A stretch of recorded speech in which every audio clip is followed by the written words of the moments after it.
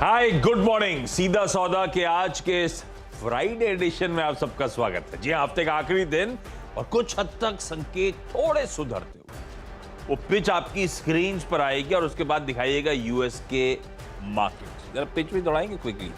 ये है पिच थोड़ी सी सख्त हुई है।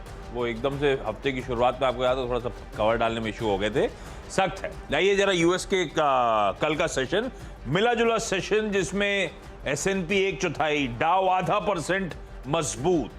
ये back to back 4 straight trading sessions जब रेड में थे उसके बाद इन ग्रीन हमने कामकाज होता हुआ देखा और डाउ एक समय 300 पॉइंट इन रेड था। वो 300 पॉइंट लाल वाला डाउ 150 पॉइंट मजबूत होकर कामकाज करता हुआ नजर आया।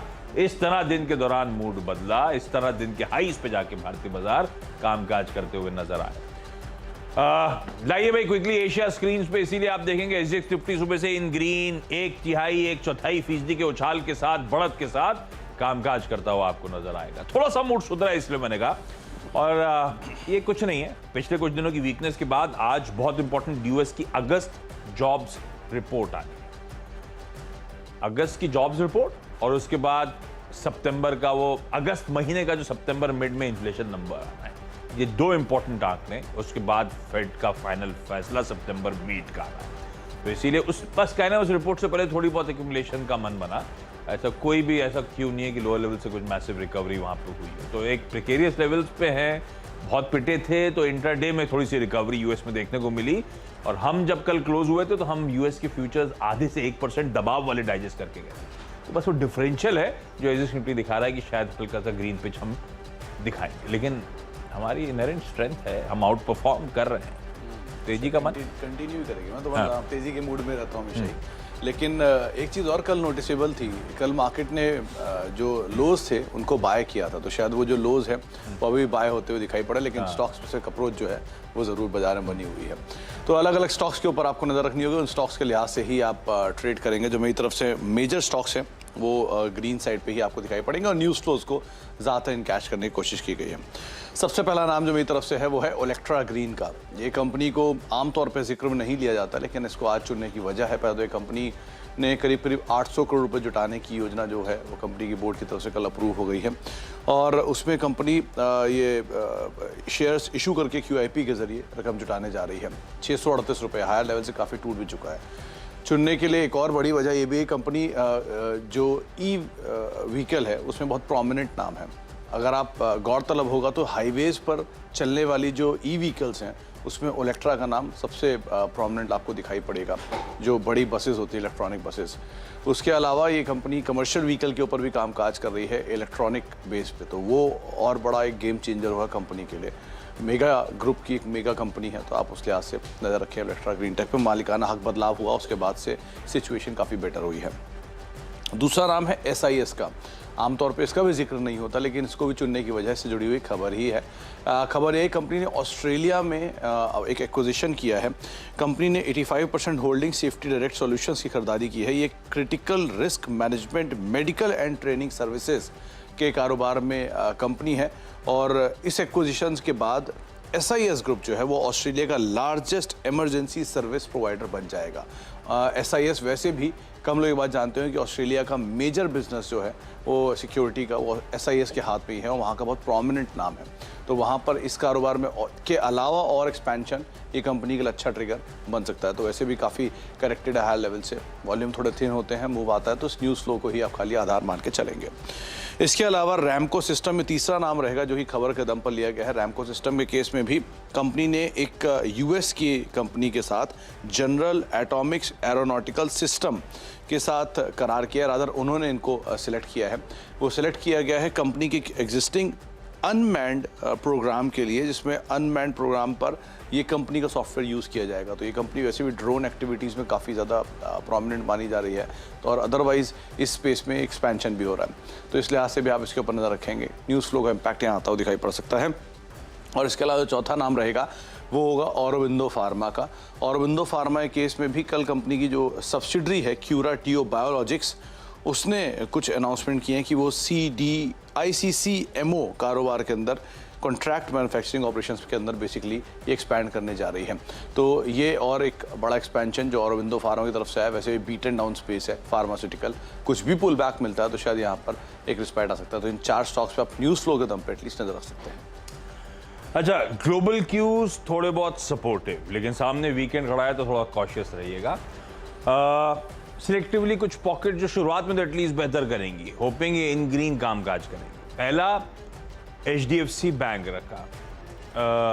HDFC बैंक का लाजली क्योंकि फ्लोज FIs के ऑफ लेट पॉजिटिव होते हुए इसके पीयर सेट्स बहुत अच्छा मूव, इवन खैर ICICI बैंक के रीजन भी अलग है, उसने परफॉर्म करके भी दिया है और स्ट्रीट का कन्विक्शन बढ़ रहा है।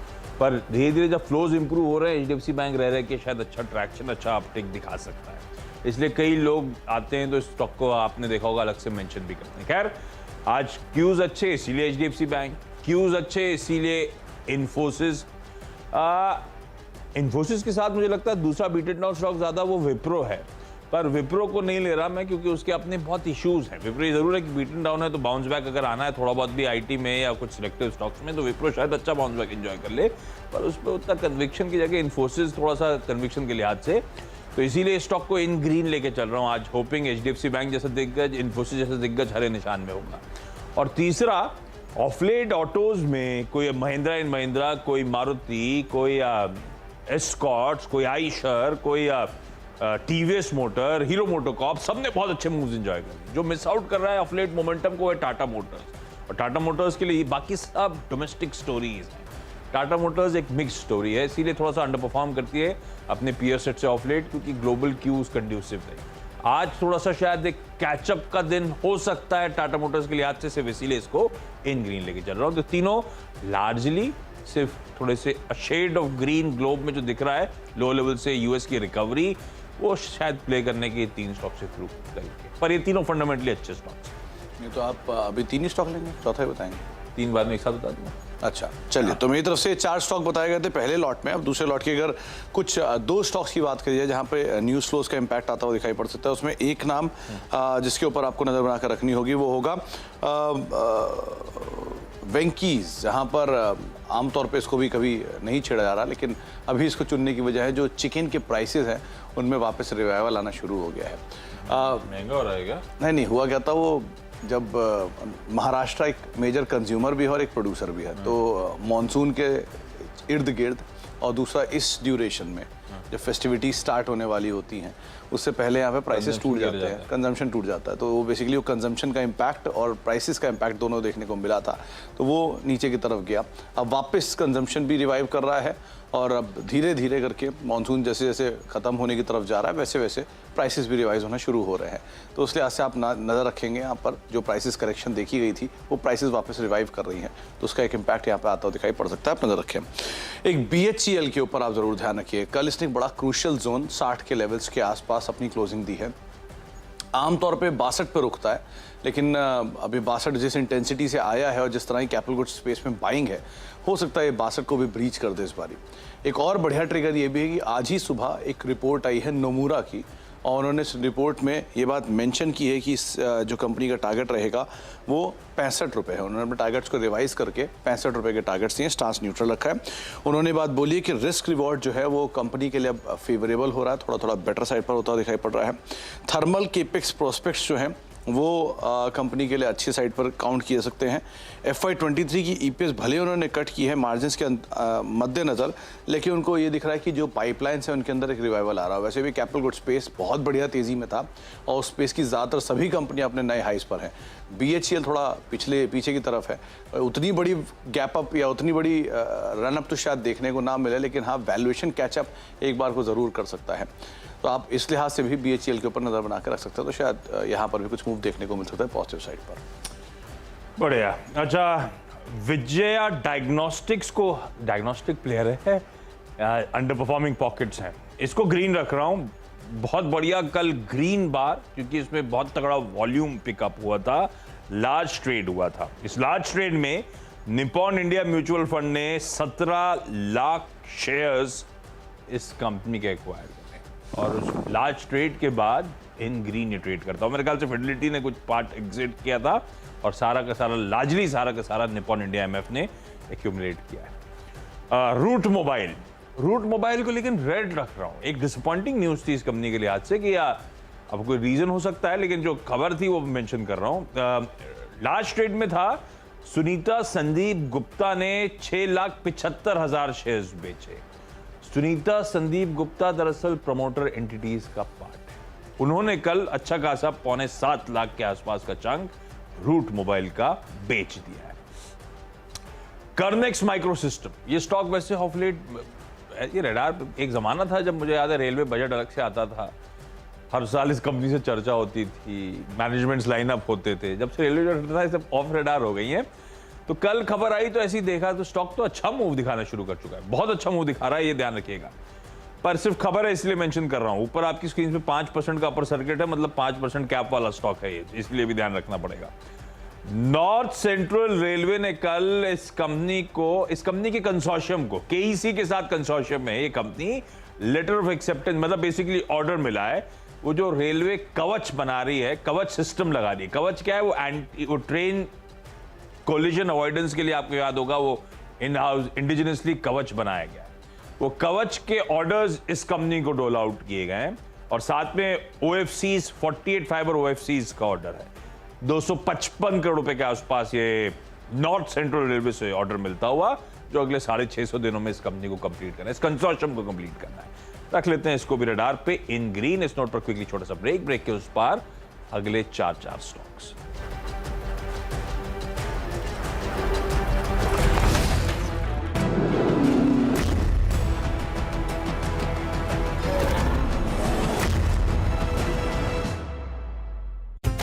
LIC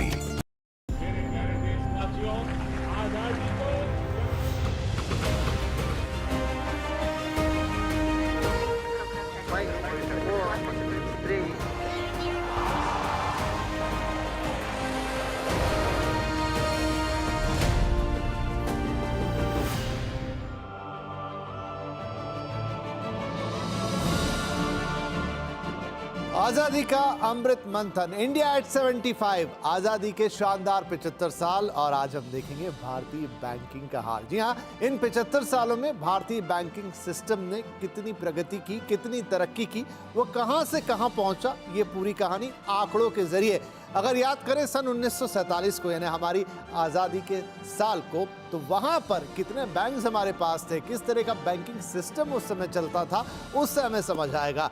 1947 में 97 शेड्यूल बैंक्स भारत में मौजूद थे। उसी तरह नॉन शेड्यूल बैंक्स की संख्या पर नजर डालें तो वो थी 557। इसके अलावा देश में कई कोऑपरेटिव बैंक्स भी थे जिनकी संख्या आज़ादी के वक्त थी 395, यानी 395। यानी ये आज से 75 साल पहले हमारी बैंकिंग की तस्वीर है।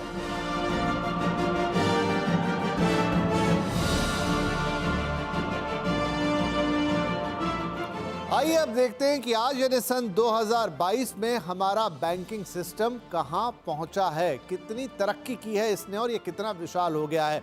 आज सरकारी बैंकों की संख्या है 12 और प्राइवेट बैंक है हमारे पास 22। याद रखना होगा कि इस बीच बैंकों का राष्ट्रीयकरण भी हुआ, फिर एक बार प्राइवेटाइजेशन का दौर शुरू हुआ और ये नंबर हमारे सामने है। इसके अलावा स्मॉल फाइनेंस बैंक की बात करें तो वो है 11 और पेमेंट बैंक जो कि एक नया फिनोमेना है वो है 4। रीजनल रूरल बैंक्स की संख्या है 43 यानी 43 और विदेशी बैंकों की संख्या है 46। तो ये है अभी के बैंकिंग का हाल। लेकिन कोऑपरेटिव बैंक्स, उनकी संख्या में बड़ा इजाफा हुआ है, 98,537 ये संख्या पहुंच गई है देश में कोऑपरेटिव बैंक्स की। लेकिन ये पूरी बैंकिंग प्रणाली इतने बैंकों के साथ आज पूरे देश में सभी नागरिकों को बैंकिंग की सुविधा प्रदान करने की एक भरकस कोशिश कर रही है।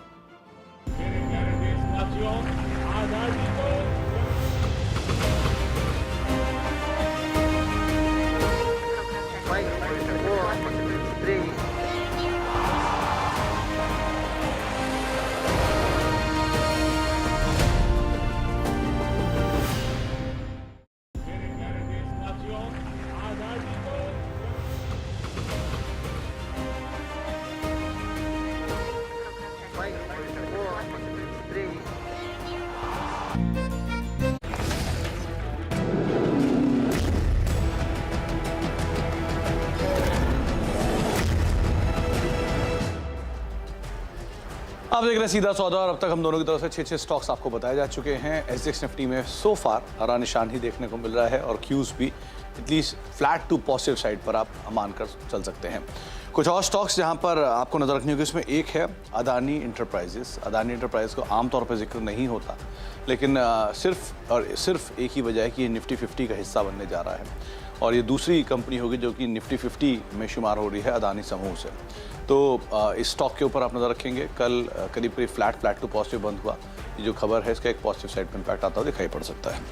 इसके अलावा आप संवर्धना मदरसन को भी नज़र में रखेंगे क्योंकि वहाँ पर भी वो निफ्टी नेक्स्ट 50 का हिस्सा बनने जा रहा है और कल वो लास्ट आवर में एक बढ़िया मूव के साथ 2-2.5% की तेज़ी के साथ बंद भी हुआ। तो शायद जो तेज़ी है ये कैरी फॉरवर्ड होता है कि बेसिकली जो पैसिव फंड्स हैं जो निफ्टी और निफ्टी नेक्स्ट 50 को ट्रैक करते हैं वो यहाँ पर पैसा डालना शुरू कर देंगे और ये उस सिनेरियो में है जबकि ये शेयर दोनों ही शेयर संवर्धना भी और अदानी भी दोनों को ही महंगी साइड पे काउंट किया जाता है।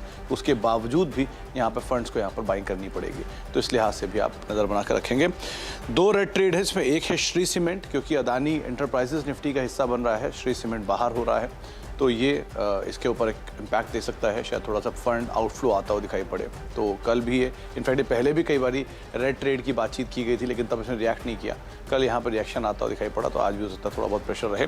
और इसके अलावा जुबिलेंट फूड्स, यहाँ पर भी थोड़ा सा प्रेशर देखने को मिल सकता है कि ये भी निफ्टी नेक्स्ट 50 का हिस्सा था और अभी उसका हिस्सा नहीं रहेगा, यहाँ से ये बाहर किया जा रहा है, तो शायद इसका भी एक फंड आउटफ्लो का इम्पैक्ट आता हुआ दिखाई पड़े। तो आप 2 स्टॉक जिनमें तेज़ी के लिए अदानी इंटरप्राइज और मदरसन को नज़र में रखेंगे और 2 स्टॉक जहाँ पर कुछ प्रेशर रह सकता है उसमें एक श्री सीमेंट और जुबिलेंट फूड, यहाँ पर शायद थोड़ा सा प्रेशर आता हुआ दिखाई पड़े। डोडला डेयरी, ये वैसे स्टॉक चल रहा है काफ़ी, इसलिए थोड़ा ध्यान रखिएगा।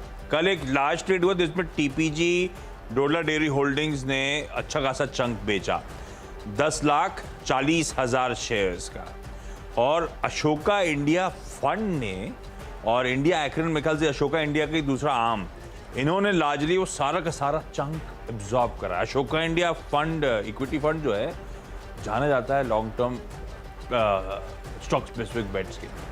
रखिए रडार पे। इस लार्ज ट्रेड के बीच में डोडला देखिए कल जब डील हो रही थी, शायद पता हो लोगों को, 6-7% के उछाल के साथ, इसलिए थोड़ा सा वॉच आउट करेंगे। JHS Vanguard, ये एक कॉन्ट्रैक्ट मैन्युफैक्चरर, आप चर्चा पहले तो बहुत चर्चा में आता था, इंटरेस्टिंग बिजनेस था, टूथब्रशेस की कॉन्ट्रैक्ट मैन्युफैक्चरिंग, उसके बाद उसके बियॉन्ड जाने की कोशिश।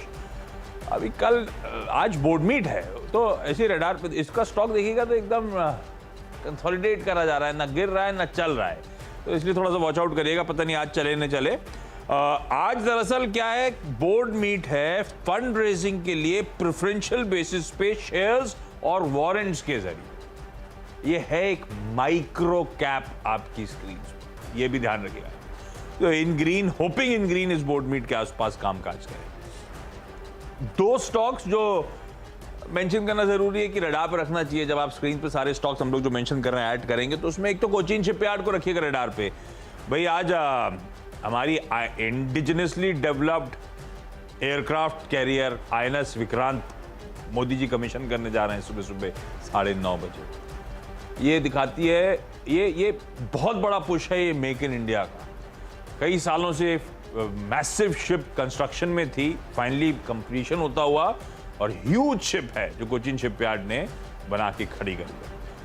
इंडिया की नेवल फोर्सेस का मानना है कि उन्हें एक और एयरक्राफ्ट, वैसे अभी कुछ पता नहीं मुझे, लेकिन ये मैं पढ़ रहा था, जब इसके बारे में पढ़ रहा था, तो एक और एयरक्राफ्ट कैरियर की जरूरत है। अभी हमारे पास 2 ऑपरेशनल एयरक्राफ्ट कैरियर्स हैं, एक रशिया से लीज पे लिया हुआ, एक ही इंडिजिनस डेवलप। इनमें से कोई भी एक बर्थ पे जाता है रिपेयरिंग के लिए तो हमारा एक side of the sea is unprotected, तो 3rd की जरूरत पड़ेगी। और कोचीन शिपयार्ड के CMD साहब के स्टेटमेंट्स आ रहे थे, इसको बनाने में मेरे ख्याल से कुछ काफी साल लग गए थे, 20,000 करोड़ रुपए की लागत के साथ।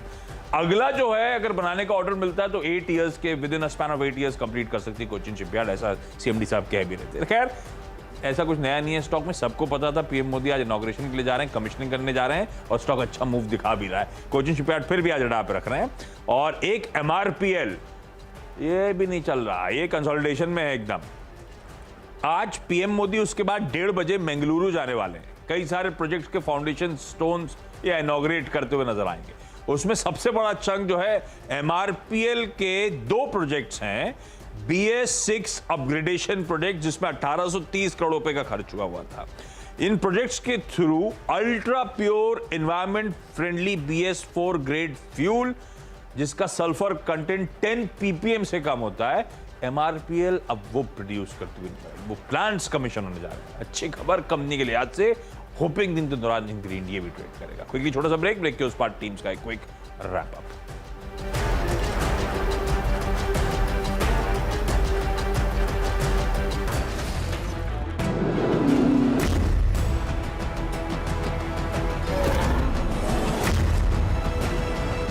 पता है, लोग अक्सर मुझसे पूछते हैं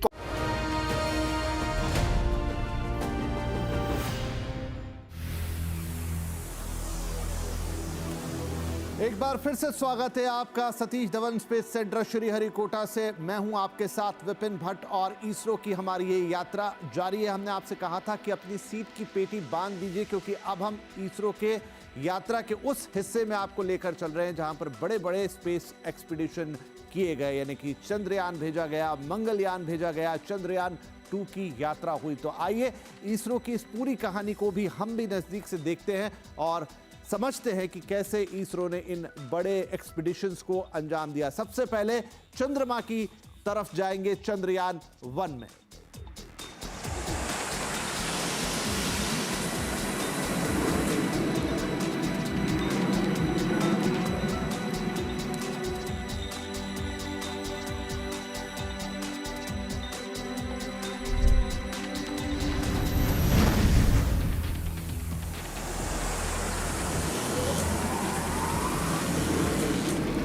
तो मिशन चंद्रयान एक महत्वाकांक्षी मिशन था इसरो के लिए, जब उसने अंतरिक्ष में अपनी दूरी को थोड़ा और बढ़ाया और चल पड़ा चंद्रमा की तरफ। चंद्रमा पर पहुंचकर या उसके ऑर्बिट में पहुंचकर यहां पर बहुत सारे काम होने थे। 2008 22 अक्टूबर को चंद्रयान ने उड़ान भरी, यहीं श्रीहरिकोटा के सतीश धवन स्पेस सेंटर से। इस मिशन की लाइफ 2 साल रहने वाली थी, यानी इसके साथ जो ऑर्बिटर पहुंच रहा था चंद्रमा की कक्षा में, वो 2 साल तक चंद्रमा के चक्कर लगाकर धरती पर कुछ अहम जानकारियां भेजने वाला था। आपको जानकर खुशी होगी कि चंद्रमा पर पानी के कणों की खोज करने वाला हमारा चंद्रयान 1 ही था। तो ये पूरा मिशन बड़ा एक्साइटिंग था। एक ही बार में सफलता यहां मिल रही थी और जिस रॉकेट में सफर पूरा गया वो था PSLV XL C11 और खर्च देके महज 386 करोड़ रुपए। ऐसे रकम आपको बड़ी लगेगी, लेकिन जब आप दूसरे देशों की तुलना में देखेंगे तो इसरो ने इस मिशन को बहुत ही किफायती अंदाज में सक्सेसफुली पूरा कर लिया था और इस तरह से उसने बता दिया दुनिया को कि इसरो